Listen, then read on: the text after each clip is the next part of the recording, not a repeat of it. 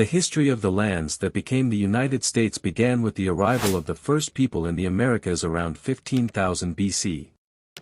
Numerous indigenous cultures formed, and many saw transformations in the 16th century away from more densely populated lifestyles and towards reorganized polities elsewhere.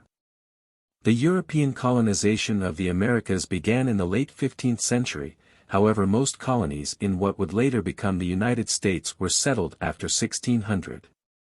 By the 1760s, the 13 British colonies contained 2.5 million people and were established along the Atlantic coast east of the Appalachian Mountains.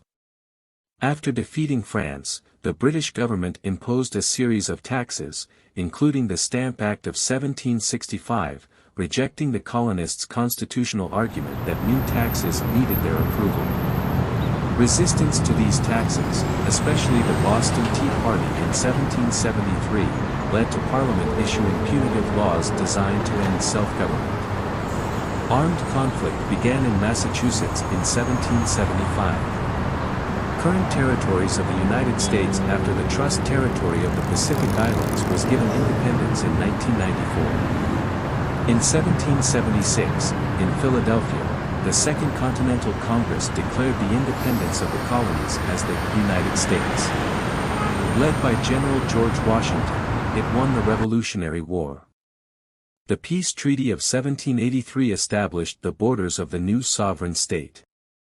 The Articles of Confederation established a central government, but it was ineffectual at providing stability as it could not collect taxes and had no executive officer. A convention wrote a new constitution that was adopted in 1789 and a Bill of Rights was added in 1791 to guarantee inalienable rights. With Washington as the first president and Alexander Hamilton his chief advisor, a strong central government was created. Purchase of the Louisiana Territory from France in 1803 doubled the size of the United States. Encouraged by the notion of manifest destiny, the United States expanded to the Pacific coast. While the nation was large in terms of area, its population in 1790 was only 4 million. Westward expansion was driven by a quest for inexpensive land for yeoman farmers and slave owners. The expansion of slavery was increasingly controversial and fueled political and constitutional battles, which were resolved by compromises. Slavery was abolished in all states north of the Mason-Dixon line by 1804, but states in the South continued the institution, to support the kinds of large-scale agriculture that dominated the Southern economy. The division of the country along these lines formed the major political issue of the first 8 decades of the growth of the United States. Precipitated by the election of Abraham Lincoln as president in 1860, the Civil War began as the Southern states seceded from the Union to form their own pro-slavery country, the Confederate States of America. The defeat of the Confederates in 1865 led to the abolition of slavery. In the Reconstruction era following the war, freed slaves. The national government emerged much stronger, and gained explicit duty to protect individual rights. However, when white Southern Democrats regained their political power in the South in 1877, often by paramilitary suppression of voting, they passed Jim Crow laws to maintain white supremacy, as well as new state constitutions that legalized discrimination based on race and prevented most African Americans from participating in public life. The United States became the world's leading industrial power at the turn of the 20th century, due to an outburst of entrepreneurship and industrialization and the arrival of millions of immigrant workers and farmers.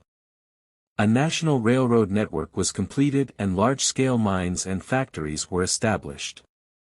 Mass dissatisfaction with corruption, inefficiency, and traditional politics stimulated the progressive movement, from the 1890s to the 1920s, leading to reforms, including the federal income tax, direct election of senators, granting of citizenship to many indigenous people, alcohol prohibition, and women's suffrage. Initially neutral during World War I, the United States declared war on Germany in 1917 and funded the Allied victory the following year. After the prosperous Roaring Twenties, the Wall Street crash of 1929 marked the onset of the decade-long worldwide Great Depression. President Franklin D. Roosevelt implemented his New Deal programs, including relief for the unemployed, support for farmers, Social Security, and a minimum wage. The New Deal defined modern American liberalism. 1. Following the Japanese attack on Pearl Harbor, the United States entered World War II and financed the Allied war effort, and helped defeat Nazi Germany and Fascist Italy in the European theater.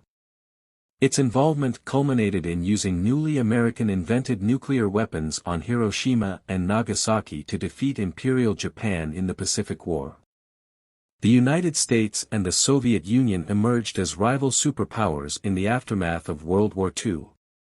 During the Cold War, the two countries confronted each other indirectly in the arms race, the space race, propaganda campaigns, and localized wars against communist expansion.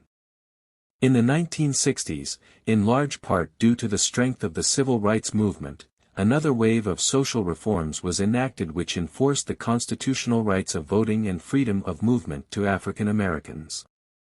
The Cold War ended when the Soviet Union was officially dissolved, leaving the United States as the world's sole superpower.